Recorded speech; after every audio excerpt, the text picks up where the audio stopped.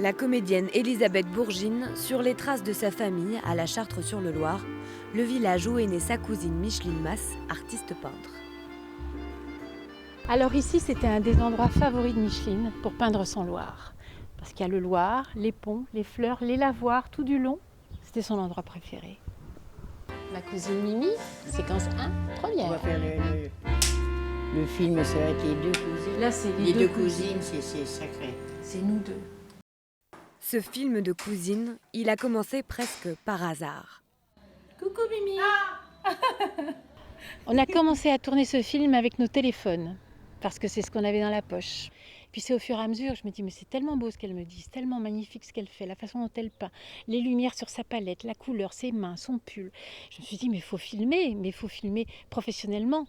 Donc j'ai appelé Lionel Roy, un photographe qui est venu et qui m'a aidé à filmer, qui a su prendre les belles lumières, qui a su être discret pour qu'elle puisse parler. Alors moi j'ai pleuré quand ma fille elle est partie. Une demi-heure après que je l'avais laissée à l'orphelinat, elle rigolait comme tout. Elle dit, je me rappelle que je m'en fasse, ce n'est mieux à l'orphelinat qu'avec moi.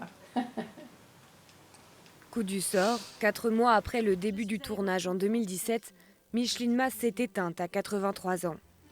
Mais pour la réalisatrice, pas question d'abandonner. Et là, je me suis dit, comment je vais finir le film ? Alors, comme je ne connais pas toute la vie de Micheline, il a fallu que j'aille voir sa fille, ma cousine, Fanfan. Je lui ai posé plein de questions. Je suis allée voir le petit frère de Micheline, André. Je l'ai assommé de questions aussi. André et Fanfan ont découvert le film à l'avant-première hier, émus de voir leur Mimi sur grand écran. Il y a un hommage à Micheline qui est extraordinaire pour moi. Et je suis heureux que les gens le connaissent.